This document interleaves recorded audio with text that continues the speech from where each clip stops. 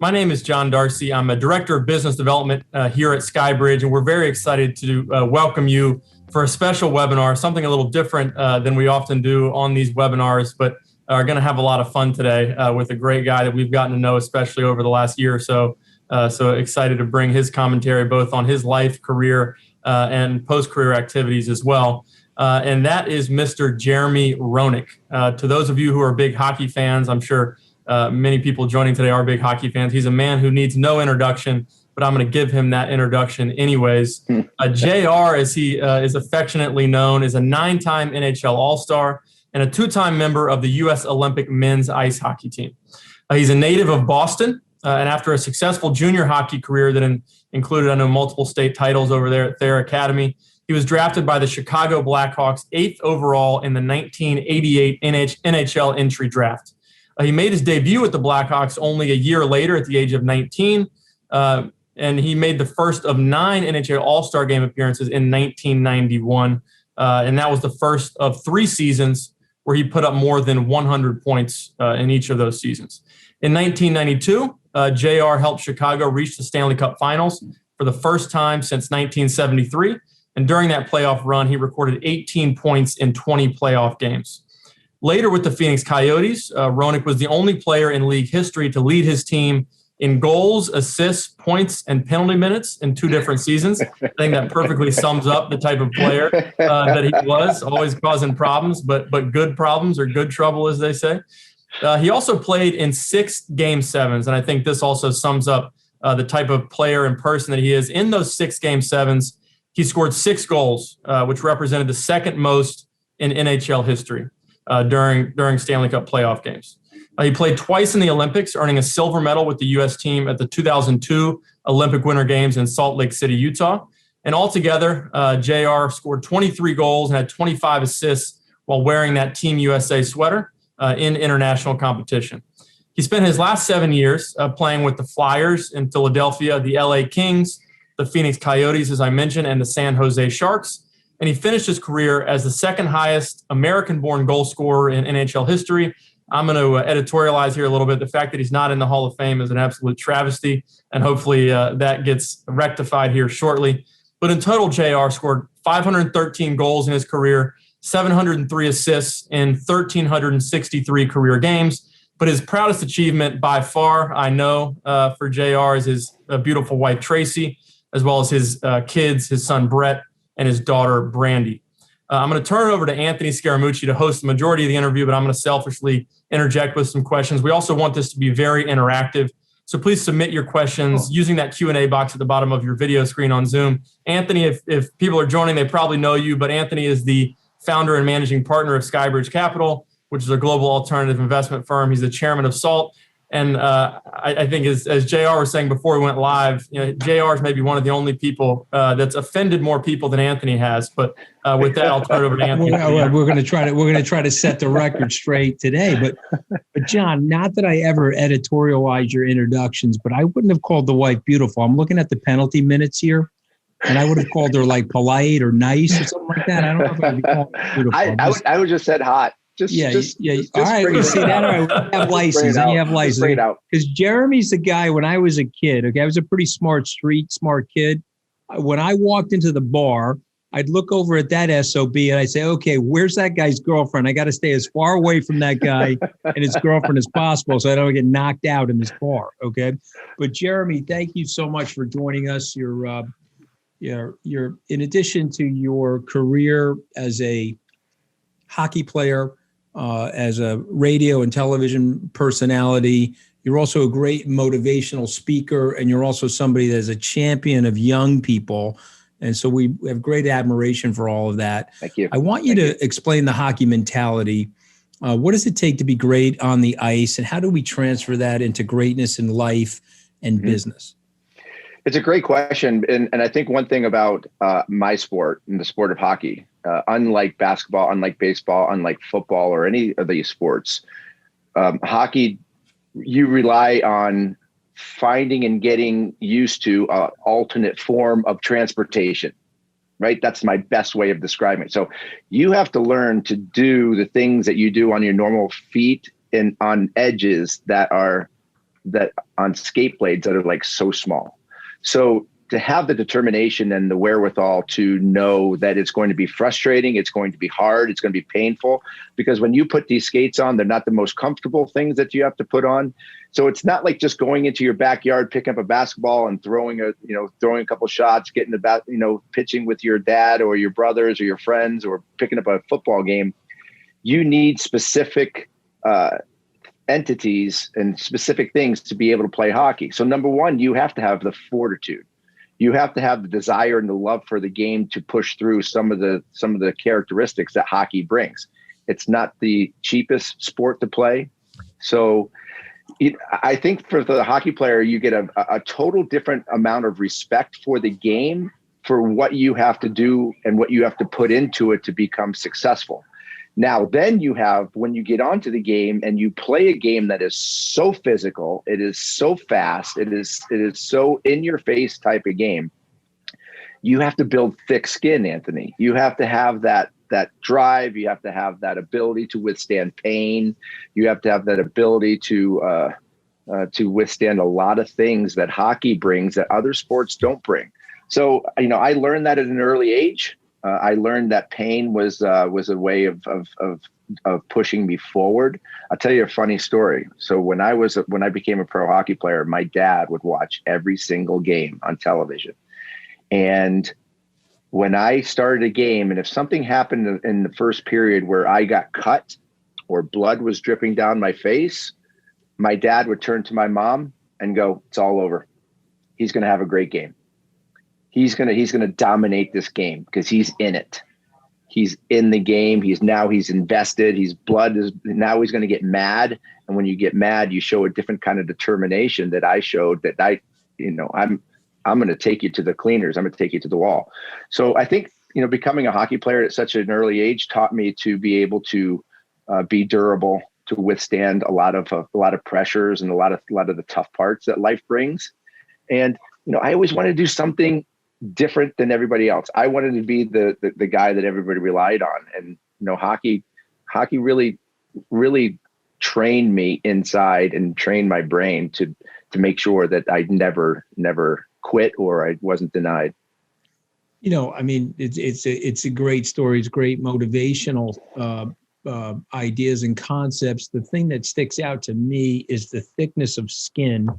And I'm not talking surviving the 800 plus stitches that you've endured and things like that. I'm talking about dealing with the trials and tribulations of life and business. And we've got young people that are dialed in here, as well as parents, fellow FAs and partners of SkyBridge. And man, people get blasted in social media. I've obviously had, when I got ejected from the White House, I was rolled in broken glass, and then they salted me in margarita salt, and then they lit me up on late night comedy. And Sounds like me with NBC. Yeah, exactly. So you either have the stomach for that or you don't have the stomach for that. So we've got parents, students, kids. What would you say to people about developing skin toughness in an age of universal social media, and an age where the village idiot has now become the global village idiot because he has a social platform like Facebook, Instagram, or Twitter? Well, I think number one, you have to be good in your own skin. I think number one, you got to love yourself, and you have to have confidence in yourself. If you have that, if you work at that characteristic and that trait and that quality, and really, and that comes from your work ethic, Anthony, like, just as well, you work your ass off to make sure that you get to a certain point in your life, or you do certain things. And by the way, you're going to fail. I'm going to fail. We're all going to fail. Failure is one of the most important things in our life, because it teaches us to want something more and to work harder and to drive to success. I always was of the mentality that I hated losing more than I loved winning. So when you have that ability to lose, you also have that ability to want to win more. So no matter what happens to you in life, and we've all had bad things happen. You were just referencing the White House expenditure. I was thrown out of NBC for stupid reasons, whatever the case may be. We have to be in separate booths, because you're mentioning my White House experience, and Darcy's smiling away. He thinks it's great that I got my ass kicked at the White House. right? If we were in the same building, I'd be pummeling him and being in the penalty box right now. Yeah. Continue, Jeremy. I just had to point out that. No, it's a great point. With that shit-eating grin on his face. No, it's a great point.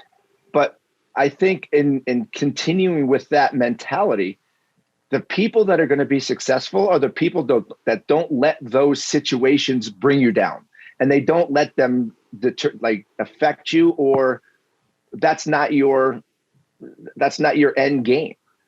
The people that fight for themselves and fight for their personality, for their work ethic, for their credibility, the people that fight back, and the people that continue to go forward to say, I'll show you, rather than some of the people in this generation now that are more, I think, susceptible to being pouters. You don't pout when somebody doesn't support you, or you get kicked out, or they say you're not going to be anything. You stand up and you stand on the table and you pound your chest. You don't hide underneath the table. I think it's great commentary. Right? You have to deflect and reflect things as opposed to absorb them. I certainly try to tell my children that. There's just a lot of pressure out there. You've been amazing on the charity circuit. You've been amazing on fan engagement. And one of the things when I see your name or I hear you speak, I say, okay, this guy's incredibly authentic. Mm-hmm. Where does all that come from? Where does that drive to serve others come from? So I was 7 years old, and I was living in Hartford, Connecticut. And at the time, Gordie Howe, who is Mr. Hockey, one of the greatest players in the history of the National Hockey League, he was playing for the Hartford Whalers, and he was playing with his two sons. Kind of really weird, your father playing with two sons in the Hartford Whalers. But I had a game on a Saturday morning. We got off the ice. The Whalers came on for their pregame skate, and I'm hanging over the glass, Anthony, and I'm watching the Hartford Whalers, all the pros skate by, and obviously in awe as a kid at 7 years old. And Gordie Howe picked up a bunch of snow on a stick and dumped it on my head. And then he skated around. He came back and winked at me and kind of ruffled my head a little bit. And I thought that was the greatest thing that's ever happened to me. It was the coolest thing. Gordie Howe, Mr. Hockey, dumped snow on my head, and not anybody else, just me. And for that 30 seconds, it was just me and Gordie Howe. That was it. He recognized me. Great story. He showed his ability to reach out and acknowledge me. And I've always been a fan of acknowledgement. Acknowledge people, say hi, say hello, let them know that you appreciate they're there.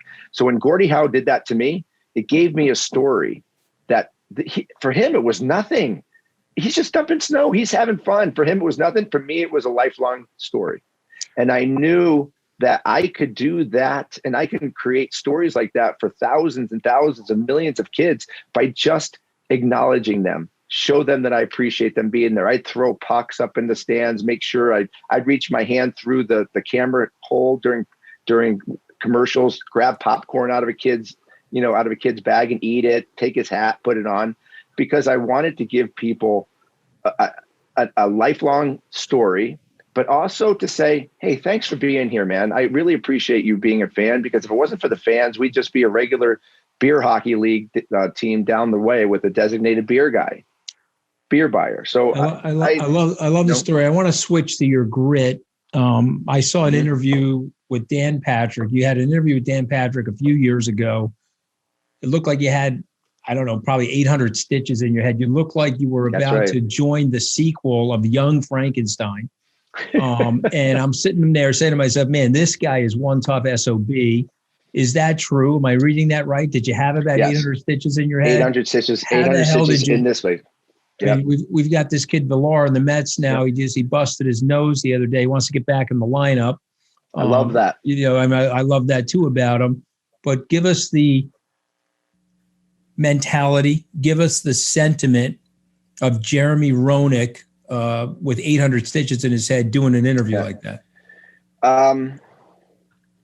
And John, pay attention, because you may end up with 800 stitches in your head after this interview. So pay attention, okay? Pay attention to what he's about to say. But the he, me getting fired. Go ahead, Jeremy. Yeah. Want to do things that other people won't do. Be different.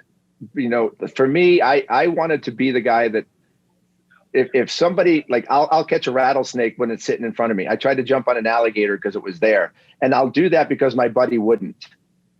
I wanted to play with a broken jaw because I wanted to win for my city, because I know that other people wouldn't do it. And I think you test yourself, you test your limits, you test your fortitude. And I think people understand that you're engaged. You're 100% in when you do things when other people won't, whether it's through injury or through fear or through just a lot of different reasons. But I wanted to be the guy that everybody said, wow, that guy's crazy. Or wow, that guy, he gave it all. I never wanted anybody to question my effort or my craving or my desire to win.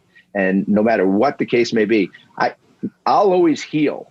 I'll heal, but I want to win. And I want my name to go in history in that win column, because everything else will heal. I want people to remember me as being a warrior. I don't want to be, a guy that, people will forget. I don't want to be forgotten. I love it. And so it's about creating memories. It's about enforcing that culture, but it's also, it emanates into your team, doesn't it? I mean, I always felt that the teams that you were on, they picked up something from that grit, something from your endurance and your stamina. If you were going to describe the cultures of the teams that you were a part of, what did you like? What were the best cultures? You don't have to name the specific teams, but what were the emblematic best cultures, and what were you trying to do to make those teams better from a cultural perspective? Number one is respecting everybody, right? You don't have to like everyone, but you have to respect everyone, and that respect goes a long way. So in the culture of a hockey locker room, you have to be able to sometimes be a friend and sometimes be a big brother, or be somebody that is a yeller and a screamer. Sometimes you have to drag people into fights, and when you have a culture where that you love each other and you're all in it for the same reasons, but sometimes we might not agree and we might not get along. We might scream at each other, but at the end of the day, we all have the same goal in mind. And that culture it has to go one by one through each person. Because if you have a couple guys who aren't bought in that mentality, you're not going to win. You're never going to be successful, because they're the anchor that's going to bring you down. That's not going to let you to sail through. Tell us about a few memorable moments from your career. What stands out? A couple things. 1991, my first All-Star game. I was 21 years old. I was playing in Chicago. The All-Star game was in Chicago. It was during the Gulf War. They almost canceled the game because of the Gulf War. But I remember Chicago Stadium, when the anthem played, it was the loudest I've ever heard a stadium in my life. People yelling, people screaming during the anthem. There were flags on the rafters. There were signs on the rafters about how amazing our country was. And it was a really cool way to start my first All-Star game at home in front of my own fans, with our fans showing how patriotic they were. It was an amazing, and I almost won the MVP. I had a goal and 2 assists, almost had the MVP until Vinny Domfu scored 3 goals in the last 2 minutes and took it away from me. But we won't go down that road. And then 2002, I played in the Olympics and won a silver medal. And we played Canada, who was our biggest rival. And through the 80s and 70s, American hockey was not a powerhouse. But because of the 1980 Olympic team, 1990s, we were a powerhouse, and we got to the epic platform by playing in the Olympic gold medal, playing against the team that we hated the most, respected the most, but admired the most, and that was Canada. And that was when we said, as Americans, hockey was a superpower, and I love that aspect of it. And scoring my 500th goal was pretty special too, even though it sucked. I love it. It's a good corollary question. So tell us about some of these players that you hated playing against. Yeah. Who were some of your favorite players? So I hated playing against Mark Messier. I was absolutely scared to death. He was one of the most intimidating people I've ever seen on the ice. Him with his square jaws, that big the look that Mark Messier had, not only the mentality that he had. I remember lining up against Mark Messier the first time, and he looked across from me, and I always, this is what I say to people. I said, he looked at me like he wanted to eat my children. And it just one of those mentalities, like, I don't care who you are, I'm going to run you over and I'm going to beat you no matter what. And I told the referee, drop the puck as fast as you can. Don't let me in this circle. And that was when I was a young kid. So I hated playing against Mark Messier, but he had the toughness, the talent, the fortitude, and probably one of the best leaders in the history of the game. So I hated playing against him. Playing against a guy like Steve Yzerman, who was just an amazing leader. And again, the talent level, Mario Lemieux, who came back from cancer to lead the league in points, to, having a guy who's 6'6", play the way that Mario Lemieux played and make everybody look ridiculous standing still was pretty unbelievable. These are the guys that, I played in the best hockey generation of all time. And people can argue it, but they'll lose the argument if you look at some of the players that played through the late 80s and 90s and early 2000s. Well, I remember Mark Messier. I can take you back to June of 1994. I was a young salesman at Goldman Sachs clawing for tickets for Game 7 against Vancouver. And I was there when he lifted that cup. And boy, I got to tell you, that was one exhilarating experience. And since I am a New Yorker, I'll give a shout out to Joe Rosano, who's a friend of yours and mine. Yes. I can't stand Joe Rosano because he is from Boston. Let me just explain why. Okay. You go into the Logan Airport, into the security area, all you see are the Celtic banners, the Patriot banners, the Bruin banners. And I am a longtime suffering Knick, Ranger, Jet, and Met fan. Okay, not to mention the Red Sox. Okay, so I love Joe Rosano, but I hate him as a fan. I just have to tell Joe that. I know he's listening very carefully. But I did have one great moment at the age of 30 watching Mark Messier carry that Stanley Cup around Madison Square Garden's ice.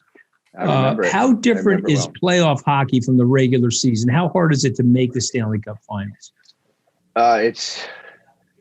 Well, let me put it, I played 20 years, Anthony, and I made it once. I made it in 1992. And I remember in 1992, Michel Goulet and Steve Larmer, who Michel Goulet is a Hall of Famer. Steve Larmer should be a Hall of Famer, looked at me and said, we got to win this one because it might be your last time here. And I laughed at him. I'm like, you kidding me? I said, I'm 22 years old. I'm going to make a bunch of these finals. Never made the finals again. It is one of the hardest, one of the most depleting, frustrating journeys of any sport of any lifetime, because you got to win 4 out of 7 games. You got to get 4 rounds. You're getting the absolute crap beat out of you every single night. You're playing every other night, and you're playing against guys that are skating 3 or 4 times faster because it's playoffs. Now, I don't know if you know this, but playoff hockey, players in the National Hockey League stop getting paid on the last day of the regular season. Their paychecks stop.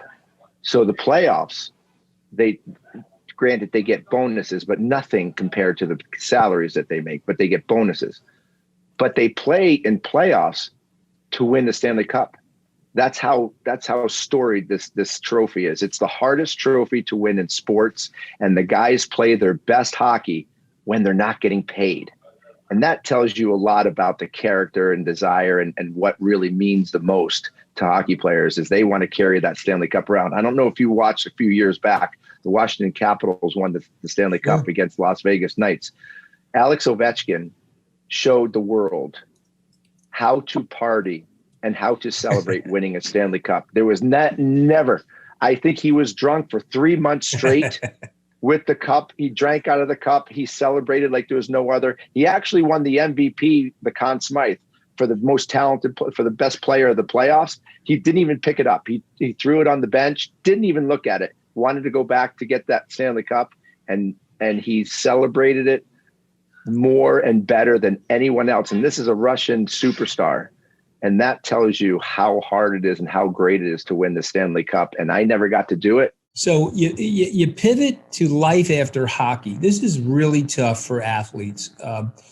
hockey, baseball, basketball, you're at the top of your game. You're being cheered by tens of thousands of people. You're an international superstar celebrity. And now you're taking off the cleats, the spikes, the skates, and you're returning to what we would all call normal life. Discuss that transition. You've done an amazing job, frankly. So how did you do an amazing job? And what do you recommend to athletes as they make transitions like that? It's scary too, because when you're an athlete, you know nothing more than being an athlete. So when you come to the end at a very young age, for me, it was 39. Still, that's very young as our life goes. But what are you going to do afterwards? A lot of these kids today, they're making enough money that they could probably last the rest of their lives. But there's some that aren't. And, to set yourself up, number one, I think you have to be an outgoing guy. I think you have to be educated as much as you possibly can. And for a lot of these kids, investing the right way, making sure they put their money to work in the proper way. There's a lot of guys that played in the 90s that I played with that did not put their money in the right places. They splurged it, they gambled it, they didn't. They thought they were going to be rich forever, and they didn't pack away their money in their socks or put it away in stocks and bonds the way they were supposed to. AAA stocks, AAA bonds, to make sure that they were taking care of themselves for after hockey. So for me, I was a talker of all times. I love people, and I love to talk, and I love to be around people. So for me, television was a good way to go. But the we miss you on NBC, JR. We miss you on NBC. Yeah, I love you. Thanks, John. Thanks, buddy. I appreciate it. And he's the Piers Morgan of NBC Sports. Okay, so I got to bring him back. So, but I got one last question for you. I'm going to turn it over to the erstwhile John Dorsey to get some of these questions from our audience. We got great participation today. And for those of you that are lighting me up on my text messaging related to Joe Rosano, I take it back, Joe. I do love you. I just happen to hate Boston sports fans, okay? I'm a New Yorker. Look at Jeremy. He's got the New York Giants behind him, okay? So be nice, Joe Rosano. Be nice. Look at this. Look, I'll go up a little bit higher, too. We got big old Gretz in the Ranger jersey. There you go, baby. Oh, there you go, Ranger, yeah. Well, that was a lot of fun when he came to New York as well, the great one. So we see lots of athletes getting involved in the crypto space, lots of members, frankly, of the hockey community. So what are your thoughts on Bitcoin? Do you own any? So I've been looking at it for a long time, and I actually was friends with with one of the starters and one of the employees. I would say one of the engineers of Bitcoin, Blythe Masters, about 10, 12 years ago, who came on board to start Bitcoin. So I've known about it since the beginning. Never really understood what Bitcoin was until maybe the last 5 or 6 months, when it's just exploded. And I know it's a volatile business, but I think Bitcoin is one of those things that you have to, if you don't look at it and you don't take it seriously, then you're not a very smart person, because within the world of the digital age, where we know that there's so many things happening in our world through computers and obviously through control of currency. If you don't look at an alternate system of currency, then you're a dinosaur. So for me, I've been looking into it. I know a lot of people who are involved in it. Now looking at the NFT space, I even read an article in Bloomberg a couple of weeks ago. You called Bitcoin the apex predator. I love that. I mean, I love that aspect that you see an entity, you see an industry that has the ability to blow off the charts. And MassMutual is getting involved in it. I mean, I see a lot of good things happening in Bitcoin. I don't own any yet, but I want to learn about it a little bit more, because I know a lot of my friends are doing very, very well in it. They're spending a lot of money getting involved. So I like it. And I will get involved in it, and maybe you can help me learn more about it, because I think it is the currency of the future. And whenever I don't have the government watching over all my money, and I can use it through blockchain, and I trust blockchain and all that stuff, I think it's a great way to do business, and let the people see what I'm doing, not the people in government see what I'm doing. I like that aspect about Bitcoin. We'll see what happens. I'm going to turn it over to John. I appreciate your thoughts there. I got a question. I got a question for you, though. Sure. Are you getting involved with the NFT? Because a good friend of mine, Matthew Kachuk, he's getting involved with the NFT. It's the art through through digital currency, which I think is unbelievable. You will likely have some of your memorabilia or some of your ideas. Some big sports celebrities have done that already in the NFT space. Our friends like Gary Vaynerchuk have sold. Trevor Lawrence do it. Yeah. Matthew Kachuk's doing it. Yeah, it's good stuff. Exactly. I should do one. You should do one. Okay. I would buy one I want the 800 stitches that were taken out of your face. All right. Okay? I'll buy the token for that because it's just such a metaphor for great grit and great courage in the face of everything. But yes, we're going to be involved in that. Well, I think there's a big future in that. I think that the world is digitizing. We have to be there, Jeremy. And I often tell people, I hold up this phone. This phone is too good to be true. A lot of things happening in the crypto space are too good to be true. So investors are like, well, if it's too good to be true, let me run for the woods. That was the case with Bernie Madoff, obviously. But look at this phone. This phone can eat up all the data in this room. Every book can be held in this phone, every picture, et cetera. And the world is digitizing and the world is miniaturizing. And it would make sense that money would also be improved by all of this technology around us. And we have to be a part of that future. I appreciate and respect people like Charlie Munger. I view him as an intellectual mentor of mine, but I feel that he is not embracing where the world is going. And it's reminiscent of what Henry Ford once said. If I asked my customers what they wanted, they would have said faster horses. He built them a horseless carriage, and the rest is history. So I'm going to turn it over to John, though. We've got about 15 or so minutes left. John, there's probably 10 or 12 questions in the queue. And Jeremy, it is a great honor to be with you. And for the people listening, if we haven't offended you yet, we're going to try to do so in the next 10 minutes. I already called my wife hot. A lot of people would like me called hot. I don't know. I thought that was pretty. I thought that was pretty brazen. For John just to be, he's flirting with your wife over the Zoom call. It's very impressive, John. Apparently, it's a fireable offense to say someone's attractive, but we won't get into that. Not at Sky. Well, I'm the personnel director at SkyBridge, so you get a pass from me. I'm referring to the nonsense over it. People that are Zooming with us right now, they realize my level of wokeness is at an index of 0.1. So go ahead, Darcy. What were you saying, JR? I said, I don't think my wife's going to fire me. I think. All right. That's good. We have 3 questions from Max. We're going to get through. We have about 10 minutes left, so I want to get through each of these questions pretty quick, JR. So his first question is, what's the most underappreciated skill, personality trait, or mindset off the ice required to be an elite NHL player night in, night out? Focusing and for me, it's using your brain while you're not performing, while you're not on. I was always a good visualization guy. I use visualization all the time. So for me, if you're thinking about something, you love something, you're always thinking about how you're going to be better, putting yourself into situations that you know you're going to be in, and asking yourself what you would do in those situations before you get to them. Visualization is an amazing tool for people to be prepared for what might come to them in the future. And you're going to make better decisions if you think about it before, because it's the things that surprise you, that take you off guard, that you haven't thought about before, that make you make the wrong decision. So for me, it's visualization. Don't ever stop thinking about something that you love the most. Right. What's one of the best lessons that you've taken from either an elite coach that you played for or another elite veteran player that maybe in the early days of your career that you played with, that you took, that carried you through your career? I was sitting in the locker room, John, one day, and we were getting ready to go out for a game, and my teammate next to me turned to me and goes, "You got me?" And I'm like, what do you mean? I got you. He said, "Do you got me?" And I went, "Yeah, sure. But what do you mean?" He goes, "Are you going to play your best game tonight? Like, if I make a mistake, you're going to be there. You're going to help me out. You got me? Because I'm going to make mistakes tonight. I'm going to have to rely on you. If I make a mistake, you're going to be there for me." And it was kind of like, he was obviously testing me. It wasn't anything, but when you think about it, so whether you are at work and you're with your coworker, or you're at home with your family, or you're with your friends, it's not a bad idea to ask them, "You got me? You got me?" I like it.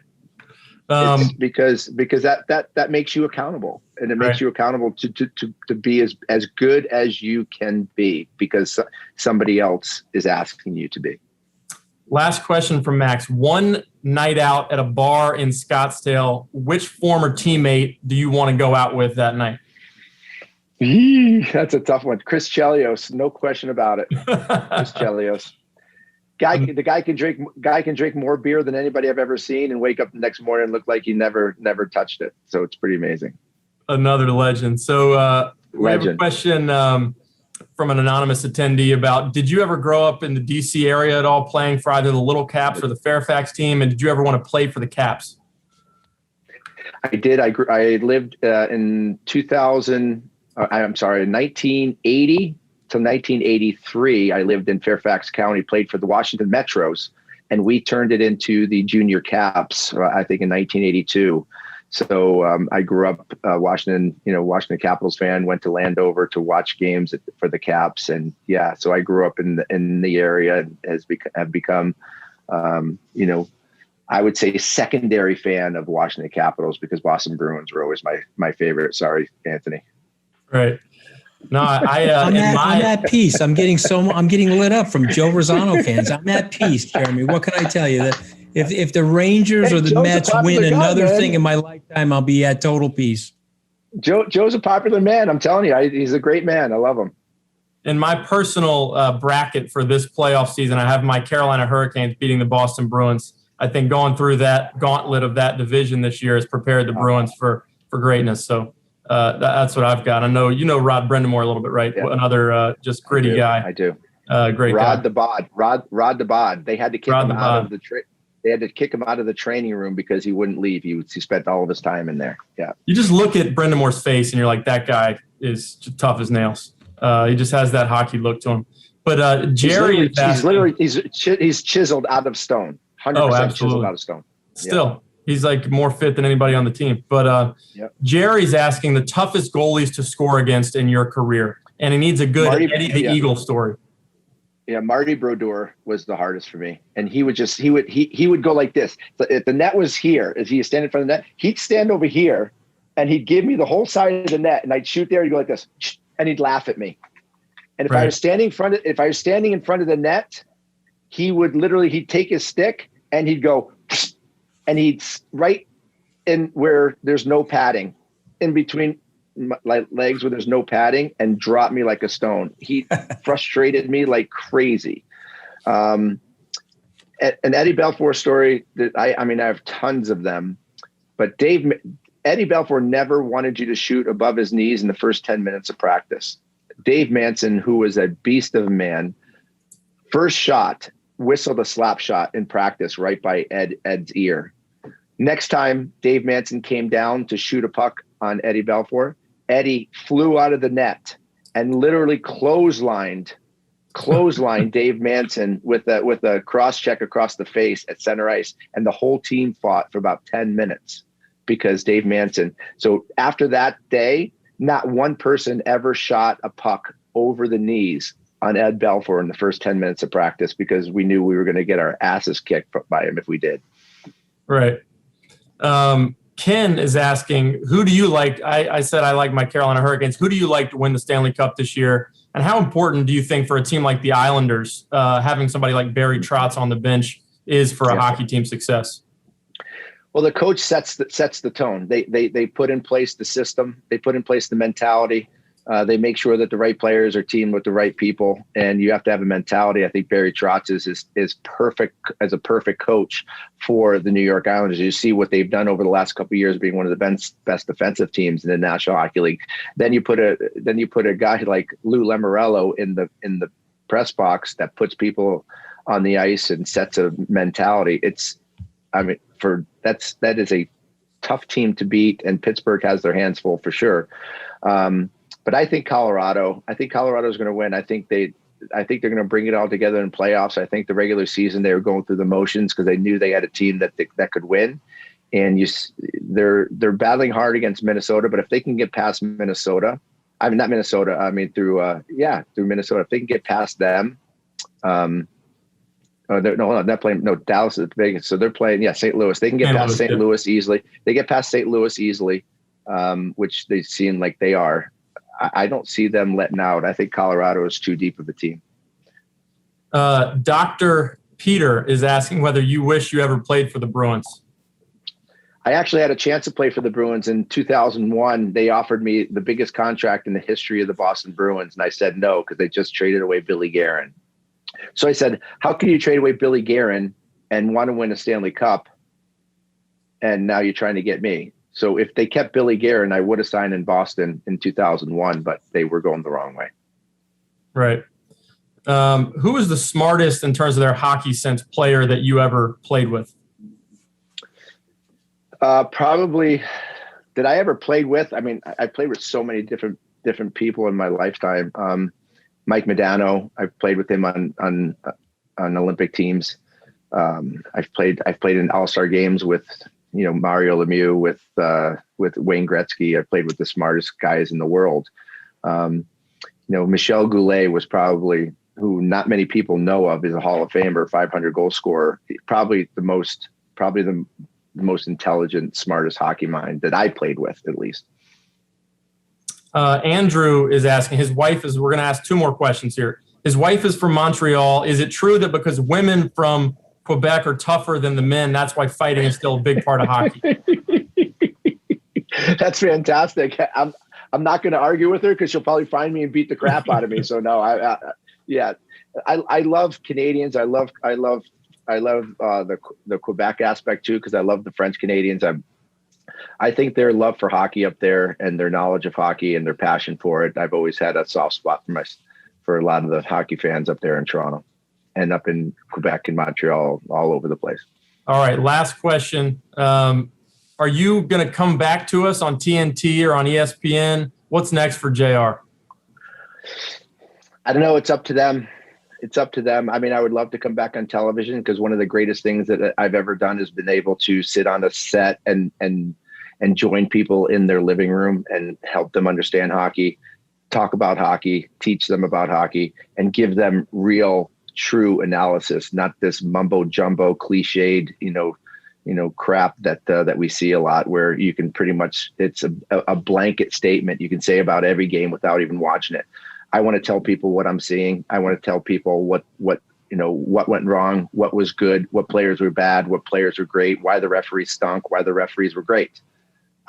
I think fans deserve to have true analysis and fair analysis and honest analysis. And hopefully I can join, maybe TNT or ESPN at some point and be able to join people in their homes and enjoy hockey when the hockey actually isn't being played. All right. Well, it's a pleasure for us to be able to have you. We wish you were on TV, but it's a pleasure for us to be able to do this with you as the Stanley Cup playoffs ramp up. But we'll do it again. Out of time for today. But Anthony, you have a final word for JR before we let him go? We'll see you at the SALT conference. And can't wait. Wish you great success in everything you're doing. Something tells me you will be back on the air, and we're looking forward to that. Your personality is certainly missed, Jeremy, and so thank you. Wish you nothing but great success. And I know now that the pandemic is hopefully coming to an end, we're going to get a chance to see each other personally. Sounds good. Look forward to it. Look forward to doing an NFT with you too. Let's get on. Let's get on. I love that. I love that idea. We'll get Matthew Tkachuk to teach us. So. Done. You guys are great. Thanks again. Everybody, thanks for joining, everybody. Appreciate it.